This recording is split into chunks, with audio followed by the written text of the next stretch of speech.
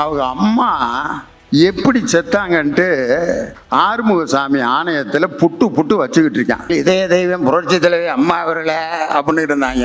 அந்த அம்மாவுக்கே இதய ஆப்ரேஷன் செய்யாம, இதய தெய்வத்துக்கே இதய ஆப்ரேஷன் செய்யாம ஏமாத்திருக்காங்கடா ஓபிஎஸ். இதய தெய்வம் டாக்டர் செல்லூர் ராஜெல்லாம் ஒப்பாரி, டி ஜெயக்குமார்லாம் அம்மா பதவி இருக்க முடியலம்மா, போ வெளியே போய் கடை வையா.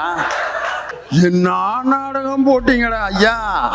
அந்த அம்மாவை சுத்தி ஒருத்தையும் கூட உண்மையா இல்லைங்கிறத நிலநாட்டி சசிகலாவின் கால்களிலே ஊர்ந்து ஊர்ந்து சென்று அவர் பதவியை பிடித்து அந்த அம்மா தோல்ல தட்டினதுக்கு இப்போ ஒரு மீம்ஸ் போட்டுக்கிட்டு இருக்கான். அருமையா 4 டயரு நல்லா இருக்கு, அருமையான காருங்க, 2016 மாடலு அப்படின்னு அந்த அம்மா தட்டுற மாதிரி. இது இயக்கமா? இன்னைக்கு அந்த உண்ணாவிரத்தில் அதுக்கு போட்ட கோஷத்தை என்னென்ன டுபாக்கோ ரூட்டு காமிச்சிட்டு இருக்காங்க தெரியுமா? பள்ளி கட்டு சபரிமலைக்கு கல்லும் முள்ளும் கரெக்டா இருக்கு. அப்படியே அடுத்து இன்னொருத்தன் என்ன மீம்ஸ் போட்டிருக்கான் தெரியுமா? ஹேண்ட்பேக்கா நான் இருந்தா தோளில் தான் தொங்கிடுவேன், வீட்டு குத்து விளக்கு நீ கிடைச்சா என் வாழ்க்கை கத்து. கரெக்டா இருக்கு. பாரதிய ஜனதாக்காரர்கள் கிறுக்கர்கள் அப்படின்னு நான் சொல்ல, போலீஸ் கேஸ். முன்னாள் IAS அதிகாரி திரு சசிகாந்த் செந்தில் அவர்கள் சென்னையில் ஒரு நாள் பயிற்சி நடத்த உள்ளார். வரும் அக்டோபர் 30 ஞாயிறு அன்று ஜாதி ஒரு புரிதல் என்ற தலைப்பில் இலவச பயிற்சி நடத்த உள்ளார். ஜாதி கொடுமைகளை நிறுத்த விரும்பும் அனைவரும் கலந்து கொள்ளலாம். முன்பதிவு 9900194183 www.indiaunited.org. பெரியார் கொடுத்த கொடை அண்ணா. முதல்ல நான் தான் பேசியிருக்கேன், அதுக்கடுத்து கலைஞர், அதற்கடுத்து தளபதி. இந்த ஆர்டரில் தானே பேசியிருக்கேன். ஆர்டரை மாற்றி முதல்ல கலைஞரை பற்றி எங்கள் அண்ணன் ராமலிங்கம், அதுக்கடுத்து நம் தமிழக முதல்வரை பற்றி எங்கள் ஐயா சுபவீர பாண்டியன், நிறைவாக அண்ணாவை பற்றி நாம் பேசணும்னு ஏன் இந்த முடிவு பண்ணாங்கன்னா, இது அண்ணா நூற்றாண்டு விழா காஞ்சிபுரம் வடக்கு மாவட்டம் நடக்குது, அதனால நிறைவாக கிளைமேக்ஸ் அண்ணாவா தான் இருக்கணும் அப்படின்னு சொல்லி அண்ணாவை பற்றி நாம் பேசுறத கடைசியா வச்சுட்டாங்க. பேரறிஞர் அண்ணா ஜவஹர்லால் நேரு பிரதமராக இருக்கும்போது பாராளுமன்றத்தில் ஆற்றிய அந்த கன்னி பேச்சு, அதுல அண்ணா எந்திரிச்ச உடனே நேரு இப்படியே பார்க்குறாரு. யாரா அவரு குட்டையா என்னமோ ஒரு மாதிரி பொடிகிடி போட்டு பட்டன் கூட சரியா போடாம இப்படி ஒரு மனுஷன் வந்திருக்காரு, இவர் என்னத்தரா பேச போறாருன்ட்டு அண்ணாவின் உருவத்தை பார்த்து ஒரு மாதிரி எடை போட்டு பரிதாபமா நேரு பார்த்துட்டு இருந்தாரு. அண்ணா ஆரம்பித்த அந்த 4 வரிகள் என்ன ஆரம்பிச்சார்னா, my country is industrially ill, educationally dull, but economically ill, but culturally well அப்படின்னார். My country is industrially ill, economically dull, educationally ill, but culturally well அப்படின்னு நேரு இப்படியே பார்த்துட்டு, mister Annadurai del it once more அப்படின்னு கேட்டார். உடனே அண்ணா மீண்டும் அந்த 4 வாக்கியங்களை சொல்லி, ஆங்கிலேயர் கூட இப்படி ஆங்கிலத்தை பேச முடியாத ஒரு மனிதன் தமிழ்நாட்டிலிருந்து வந்து I am from Dravidian stock என்று ஆரம்பித்த அந்த பேரறிஞர் அண்ணாவை போல் பாராளுமன்றத்தில் இன்று ஆங்கிலத்திலும் தமிழிலும் நம் தமிழகத்தின் குரலை ஒலித்துக் கொண்டிருக்கக்கூடிய அருமை அண்ணன் TR பாலு அவர்களுடைய தொடக்கத்தில் இந்த நிகழ்ச்சி தொடங்கியிருக்கு. EPS OPS அவங்க அம்மா எப்படி செத்தாங்கன்ட்டு ஆறுமுகசாமி ஆணையத்தில் புட்டு புட்டு வச்சுக்கிட்டு இருக்கான். அம்மாவுக்கு எங்கள் இதய தெய்வம் புரட்சி தலைவி அம்மா அவர்கள அப்படின்னு இருந்தாங்க. அந்த அம்மாவுக்கே இதய ஆப்ரேஷன் செய்யாம, இதய தெய்வத்துக்கே இதய ஆப்ரேஷன் செய்யாம ஏமாத்திருக்காங்கடா. இதய தெய்வத்திற்கு இவ்வளவு வியாதியோடு இருந்திருக்கு, அந்த அம்மாவுக்கு சிகிச்சையே செய்யாம சக்கரை வியாதிக்காரமாக்கு மில்க் ஷேக்கு, ஐஸ்கிரீமு, இன்னும் சுகருக்கு எல்லாம் என்னென்ன சக்கரை இருக்கோ அம்புட்டையும் கொடுத்து அந்த அம்மாவை அப்படியே ஒரு வழியாக்கி இப்படி கொடுமைப்படுத்தி கொண்டிருக்காங்க. இதை கேட்ட பிறகும் எந்த ரியாக்ஷன் இல்லையா? யாரு? EPS OPS ரெண்டு பேரும் அவங்கவுங்க பொழப்பத்தான் பார்த்துட்டு இருக்கு கம்பெனி ரெண்டு. அது அந்த ஜெயலலிதா அம்மா ஆஸ்பத்திரியில் இருக்கிறப்ப ஓபிஎஸ் தலைமையில் பதவி ஏத்தாங்க பார்த்தீங்களா, ஒரு நிகழ்ச்சி பார்த்தீங்களா? அழுக ஒவ்வொருத்தரும். ஓபிஎஸ் இதையும் டாக்டர் புரட்சித்தலை அம்மா அவர்கள் முதலமைச்சராக பொறுப்பேற்கிறார். செல்லூர் ராஜெல்லாம் ஒப்பாரி, டி ஜெயக்குமார்லாம் அம்மா பதவி ஏற்க முடியலம்மா, போ வெளியே போய் கடை வையா, பதவி ஏற்க முடியலன்னா பெட்டி கடை வச்சு போல. என்ன நாடகம் போட்டீங்கடா ஐயா. அழுகையும் ஒப்பாரிகளும் அப்படி பண்ணிட்டு அந்த அம்மாவை சுற்றி ஒருத்தையும் கூட உண்மையா இல்லைங்கிறத நிலைநாட்டி இன்னைக்கு இவ்வளவு பெரிய மோசமான ஒரு ஆணையத்தினுடைய செயல்பாடு, அந்த கருத்துக்கள், அந்த எல்லா விஷயங்களும் வெளியில வந்துகிட்டு இருக்கு. ஐயா கருப்பு சட்டை போட்டு உண்ணாவிரதம். யாரு?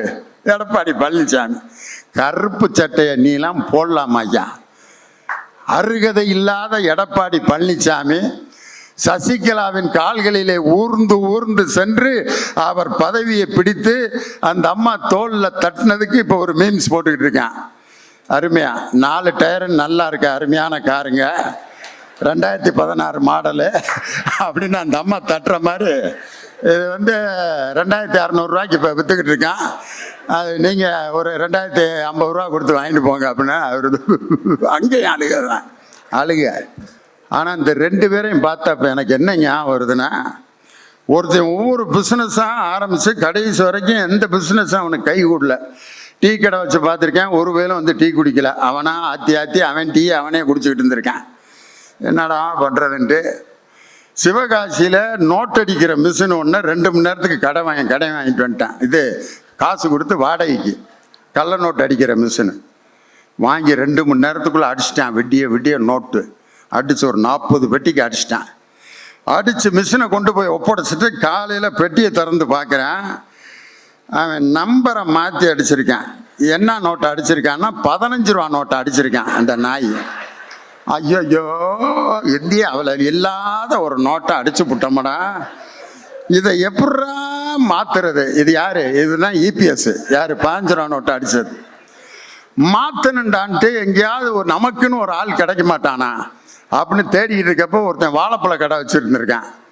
15 ரூபா நோட்டை எடுத்துகிட்டு போய் அவன்கிட்ட, அண்ணே வாழைப்பழம் எவ்வளோண்ணே? 1 ரூபா. 15 ரூபா நோட்டை கொடுத்துருக்கேன், ஒரு வாழைப்பழம் கொடுனேன். அவன் வாங்கி கல்லால் போட்டான். ஆஹா முடிச்சிருவோம்டா அம்புட்டு பெட்டியங்க அப்படின்னா அவன் 1 ரூபா ஒரு வாழைப்பழத்தை 1 ரூபாய்க்கு கொடுத்துட்டு மீதி 2 நோட்டு 7 ரூபா நோட்டு கொடுத்துருக்கான். 2 7 ரூபா நோட்டு. இது யார்? இதுதான் ஓபிஎஸ். இதுவும் செல்லாத நோட்டு, அதுவும் செல்லாத நோட்டு. இவர் ஒரு பொதுக்குழு நடத்தி அதுதான் செல்லும்ங்கிறாரு. இவர் அவரை நீக்கிறாரு, அவர் இவரை நீக்கிறாரு. ஏன்டா கட்சியாடா அது? துவங்கப்பட்ட கொள்கை முழக்கமிக்க இயக்கம் திராவிட முன்னேற்ற கழகம். தேர்தலில் நிற்கலாமா வேணாமான்னு கருப்பு சிவப்பு பெட்டிகளை வைத்து அதில் நிற்கலாம்ங்கிறவங்க சிவப்பு பெட்டியில் கருப்பு பெட்டியில் போடுங்க, இது நிற்கலாம்ங்கிறவங்க சிவப்பு பெட்டியில் போடுங்க, நிற்க வேணாங்கிறவங்க கருப்பு பெட்டியில் போடுங்கன்னு சொல்லி தேர்தலில் நிற்பதற்கு கூட ஜனநாயக பூர்வமாக வாக்கு கேட்டு அரசியலில் பங்கேற்ற இயக்கம் திராவிட முன்னேற்ற கழகம். இது இயக்கமா? இன்னைக்கு அந்த உண்ணாவிரத்தில் அதுக்கு போட்ட கோஷத்தை என்னென்ன டுபாக்கோ ரூட்டு காமிச்சிட்டு இருக்காங்க தெரியுமா? காமராஜ் இப்படியே ஒரு அமைச்சர் காமராஜ் இப்படி ஒரு மெகா போன் வச்சுக்கிட்டு பாடுறாரு.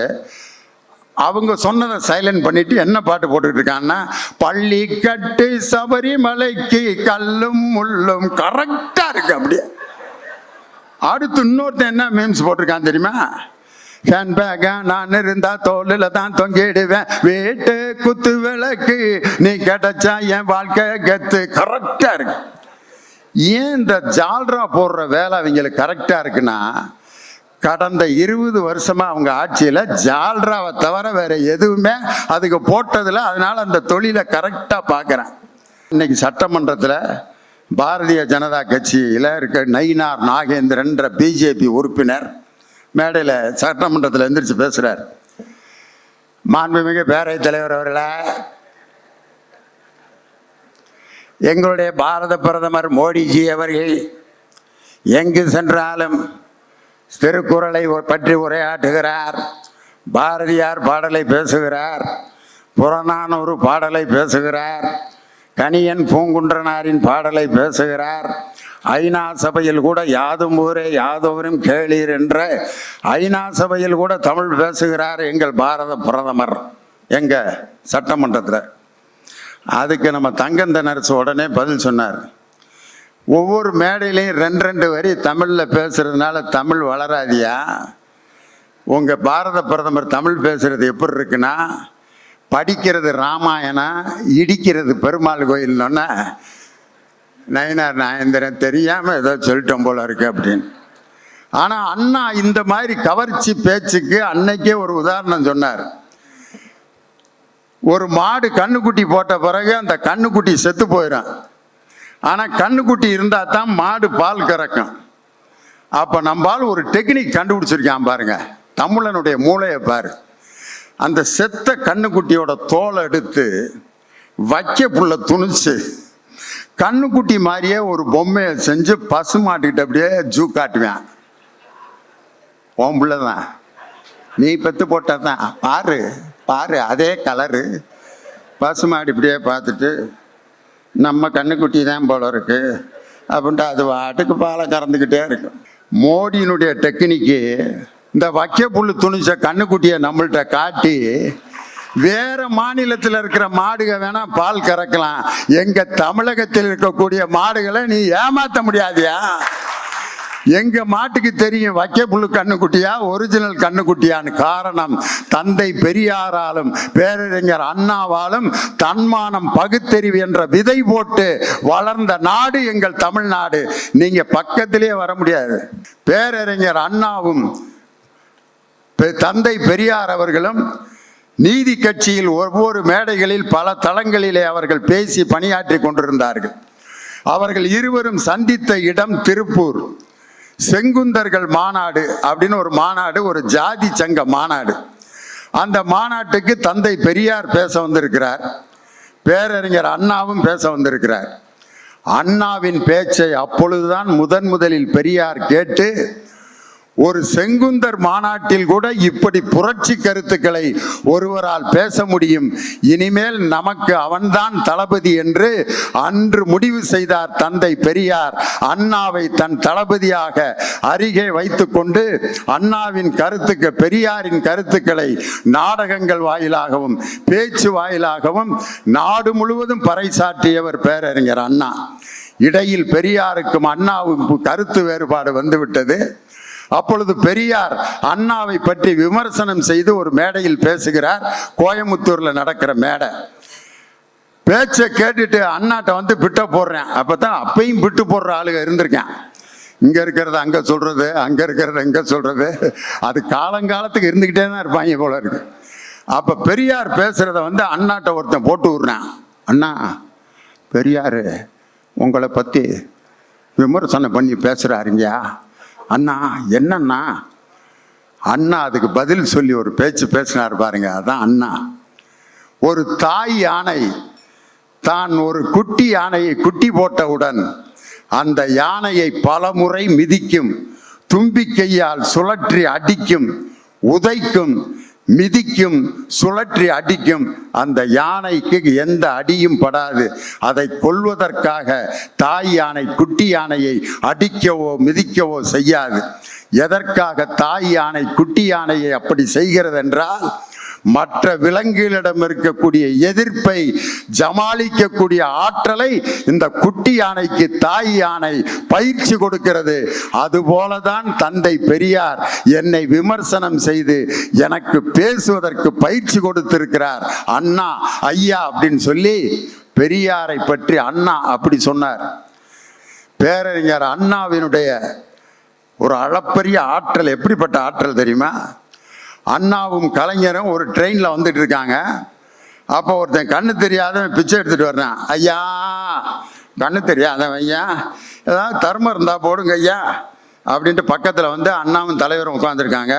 ஐயா, கருப்பு துண்டு போட்டவர், கண்ணு தெரியாதவன் ஐயா, ஏதாவது தர்மம் பண்ணுங்க ஐயா ஐயா கண்ணாடி போட்டவர, தோலில் துண்டு போட்டவர, கண்ணு தெரியாதவன் ஐயா, தர்மம் பண்ணுங்க ஐயா.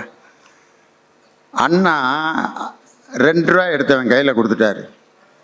உடனே கலைஞர் பார்த்துருக்காரு. அண்ணா என்னன்னா இப்போ கருப்பு துண்டு போட்டவரேங்கிறான், கண்ணாடி போட்டவரேங்கிறான், கண்ணு தெரியும்னா ஏமாத்திருக்கான், அவனுக்கு போய் 2 ரூபா கொடுத்துருக்கீங்க. அண்ணா சொல்லியிருக்காரு, நான் உனக்கு அண்ணன், உனக்கு முன்னாடியே கண்டுபிடிச்சிட்டேன் அவனுக்கு நல்லா கண்ணு தெரியும்னு. பக்கத்து கம்பார்ட்மெண்ட்டும் அழகாக தாண்டி அழகாக வந்தாங்க, யாரும் உதவியும் இல்லாமல். அப்புறம் ஏன் 2 ரூபா கொடுத்தீங்கன்னொன்னே அண்ணா சொல்லியிருக்காரு, அவனுடைய கண்ணு தெரியாத அந்த நடிப்பு இருக்கு பத்தியா, அது பிரமாதமாக இருந்துச்சு, அந்த நடிப்பை பாராட்டி தான் நான் 2 ரூபா கொடுத்தேன்னு சொல்லி ஒரு கலைஞரின் நாயகனாக இருந்தவர் பேரறிஞர் அண்ணா. அந்த அண்ணா எதிர்க்கட்சி தலைவராக இருக்கும்போது இந்திய எதிர்ப்பு போராட்டத்தில் ஈடுபட்டு, அப்போ FA அருள் அப்படின்னு ஒரு போலீஸ் கமிஷனர் இருந்திருக்காரு, அவர் பேர் அருள். அப்போ எதிர்க்கட்சி தலைவராக இருக்கிற அண்ணாவை அரெஸ்ட் பண்ணி அவரை கொண்டு இது மாதிரி ஒரு மண்டபத்தில் உட்கார வச்சு, அந்த அருள்ங்கிறவர் கால் மேலே கால் போட்டு உட்காந்து அண்ணாக்கிட்ட விசாரணை, கையில் சிகரெட்டு வேற. அண்ணாதுரை எல்லாம் பேரெல்லாம் நோட் பண்ணி, வயசெல்லாம் கரெக்டாக நோட் பண்ணியா? அண்ணா மூஞ்சியில் ஊதுறேன் எதை, சிகரெட்டை. எல்லாம் அண்ணா விட்டு எல்லாம் அப்படியே பேச உட்காந்துட்டு முடிஞ்ச பிற்பாடு போராட்டம்லாம் முடிஞ்சிருச்சு. 1967 அண்ணா முதலமைச்சர் ஆயிடுறார். அதே அருள் போலீஸ் அதிகாரியாக இருக்கார். அண்ணா நினச்சிருந்தா என்ன வேணாலும் செஞ்சுருக்கலாம். அந்தால ஒரு நாள் அண்ணா கூப்பிட்டு விட்றாரு, call mister Arul, commissioner of police. அருளுக்கு எப்படி இருந்திருக்கேன், நம்ம தம் அடித்து ஊதி விட்டோமே மூஞ்சியில், இப்போ முதலமைச்சர் ஆகிட்டாரு, பேசாமல் ரிசைன் பண்ணிடலாம் அப்படின்னு ராஜினாமா கடிதத்தை எழுதிக்கிட்டு வந்திருக்காரு. யார்? போலீஸ் அதிகாரி. உடனே அண்ணா உள்ளே நுழைஞ்சோன்னே உட்காருங்கன்னு இருக்காரு. இல்லைண்ணா, I am so sorry, sorry chief minister, உட்காருங்க ப்ளீஸ். நீங்கள் உட்காரலன்னா நான் எந்திரிச்சிருவேன். இப்போ நீங்கள் போலீஸ் அதிகாரி, நான் முதலமைச்சர். நடந்தவை நடந்தவையாக இருக்கட்டும், நடப்பவை நல்லவையாக இருக்கட்டும், உட்காருங்க அப்படின்னு சொல்லி அந்த போலீஸ் அதிகாரியை உட்கார வைத்து பேசியவர் பேரறிஞர் அண்ணா. தந்தை பெரியார் இதே மாதிரி தான் ஒரு இடத்துல நடந்து வந்துட்டு இருக்காரு. ஒருத்தன் கால் மேலே கால் போட்டு உட்காந்துருக்கான். அந்த பிட்டு போடுறேன் ஒருத்தன் போட்டு விட்றான் பெரியார்கிட்ட. அண்ணா ஐயா, பெரியார் ஐயா, நீங்கள் வர்றீங்க, கால் மேலே காலை போட்டு உட்காந்துருக்கான், எம்புட்டு துமுறு. உடனே அண்ணா பெரியார் சொல்லியிருக்கார், அவன் காலு வலது காலு அவன் காலு தான், இடது காலம் அவன் காலு தான். அவன் காலு மேலே அவன் காலை தானடா போட்டிருக்கான், அவன் காலை தூக்கி என் காலு மேலேயா போட்டிருக்கான், போட்டுட்டு போறான்டா, இதை ஏன்டா பெருசா நினைக்கிறேன்னு சொல்லி கால் மேல் கால் போட்டு அமர்ந்திருப்பவன் தன்னை அவமதிக்கிறான் என்று விட்டு போட்டவனுக்கு கூட பாடம் கற்பித்தவர் தந்தை பெரியார். அந்த பாடத்தை அப்படியே முதலமைச்சரான பின் மக்களுக்கு கற்றுக் கொடுத்தவர் பேரறிஞர் அண்ணா. இன்னைக்கு நம்ம தலைவர் இருக்காரு, அன்னைக்கு அதிமுக பதவியேற்பு விழாவுக்கு நம்ம தலைவர் அழைக்கப்பட்டிருந்தார். நம் கழக தலைவர் தளபதியார் 17வது வரிசையில் 6வது ரோல உட்காந்துருந்தார். உட்கார வச்சுருந்தாங்க நம்ம தலைவரை, எதிர்கட்சி தலைவரை. இப்படி அவர் அதை பற்றி கவலையே பண்ணல, உட்காந்துட்டு போயிட்டார். அடுத்து இவர் முதலமைச்சர் ஆகியிருக்காரு. ஓபிஎஸ் இபிஎஸ் குரூப்பு, ஓபிஎஸ் வர்றாரியா, அவரை 27வது வரிசையில் உட்காருன்னு சொல்லியிருந்தா கூட என் தலைவர் செஞ்சிருக்கலாம். ஆனால் கவர்னருடைய தேநீர் விருந்துக்கு அவரை அழைத்து தன் அருகே அமர வைத்து அந்த தேநீர் விருந்தில் பங்கேற்க செய்தவர் நம் கழகத் தலைவர், இன்றைய தமிழக முதல்வர். இதுதான் பெரியாரும் அண்ணாவும் நம் தமிழக முதல்வரும் இன்னைக்கு நாட்டுக்கு கற்றுக் கொடுத்து கொண்டிருக்கக்கூடிய விஷயம். ஆனால் இன்னைக்கு பிஜேபி யாரெல்லாம் இன்னைக்கு டார்கெட்டாக எடுத்து வச்சிருக்கான் தெரியுமா? திருவள்ளுவர் அவர் வாட்டுக்கு உட்காந்துருந்தார், குடுமி வச்சு அவர் வாட்டுக்கு ஒரு எழுத்தாணியோட உட்காந்துருந்தார், யாரும் கண்டுக்கவே இல்லை. இந்த குரூப் வந்தான் ஐயா, டக்குன்னு அவருக்கு ஒரு விபூதி அடிச்சு விட்றேன், அவருக்கு ஒரு காவி துணியை சுற்றி விட்றேன். அவர் இப்படியே திருவள்ளுவர் பார்க்குறாரு, டேய் நான் பாட்டுக்கு நிம்மதியாக இருக்கவன ஏன்டா இப்படி படுத்துறீங்க? அதே திருவள்ளுவர் தான் சொல்லியிருக்காரு, எப்பொருள் யார் யார் வாய் கேட்பினும் அப்பொருள் மெய்ப்பொருள் காண்பதரு. யார் சொன்னா உனக்கு என்னடா, அதுல எது உண்மையோ அதை பாடுறான்னா எனக்கு விபூதி அடிச்சு எனக்கு காவியை போட்டு விட்டுக்கிட்டு இருக்கீங்களே. திருவள்ளுவரை வைத்து அரசியல் செய்து பார்க்கிறார்கள். ராமலிங்க வள்ளலார் ஐயா இருக்காரு, அவருடைய பாட்டை நீங்க கேட்டிருப்பீங்க. பெருமையுடன் நிலது திருமலரடி நினைக்கின்ற உத்தமர்தம் உறவு வேண்டும், உள்ளொன்று வைத்து புறமொன்று பேசுவார் உறவு கலவாமை வேண்டும், மதி வேண்டும் நின்கருணை நிதி வேண்டும், நோயற்ற வாழ்வு நான் வாழ வேண்டும், மதமான பேய் பிடியாதிருக்க வேண்டும். மதம் என்ற பேய் என்னை பிடிக்க வேணாம்னு சொன்ன வள்ளலாருக்கு விபூதி அடிச்சு அவர் இப்படியே பார்க்குறாரு. மதமான பேய் பிடியாது இருக்கணும்னு சொன்ன அவருக்கு விபூதி. சரி, அவருக்கெல்லாம் அடிச்சிங்க, ஒத்துக்கிட்டான். பெரியாருக்கு விபூதி அடிச்சு விட்றேன், சந்தனத்தை பூசுறேன், தொப்பி வச்சு விட்றேன், மாலையை போடுறேன். பெரியார், அண்ணா, எம்ஜிஆர் சிலைக்கு பாண்டிச்சேரியில் விபூதி அடித்து சந்தன மாலையை போட்டு அவருக்கு இவ்வளோ பெரிய ராமத்தை இப்படி போட்டு விட்ருக்கான். எம்ஜிஆருக்கு தொப்பி அப்படி சுரண்டி விட்டுட்டு இப்படி போட்டிருக்கான். அவர் இப்படியே பார்க்குறாரு. ஏன்டா, நானே இப்போ இருக்கப்போ நான் என் பேர் ராமச்சந்திரன், நான் ராமமே போட்டதில்லை, இப்போ சிலையான பிறகு ஏன்டா போட்டு விட்றீங்கன்னு. ஆனால் அவங்க மேலே கேஸ் போட்டு அந்த காவல்துறை அதிகாரிகள் அந்த ஃபைலை எப்படி க்ளோஸ் பண்ணாங்க தெரியுமா? இது போல் பெரியாருக்கு இப்போ எம்ஜிஆருக்கு காவி துணி போட்டு அவர்களுக்கு விபூதி அணிவித்தவர்கள் எல்லாம் மனநலம் பாதிக்கப்பட்டவர்கள் அப்படின்னு கேச முடிச்சான். மெண்டலுக, கிறுக்கங்க, பாரதிய ஜனதாக்காரர்கள் கிறுக்கர்கள் அப்படின்னு நான் சொல்ல, போலீஸ் கேஸ். ஏன்னா இதை மட்டும் கட் பண்ணி அடிச்சு போட்டுருவான். லியோனி பாரதிய ஜனதாக்காரர்களை கிறுக்கர்கள் என்று சொன்னார் அப்படின்னு கட் பண்ணி நாளைக்கு அதை பரப்பி விட்டுருவாங்க. லியோனி ஆவேச பேச்சு, பாரதிய ஜனதாக்காரர்களை கிறுக்கர்கள் என்று ஆவேசமாய் பேசினார். ஒன்று அதுக்கு ஒரு பேர் போராட்டம் நடத்துவாங்க. இதுதான் அவங்க பொழப்பு.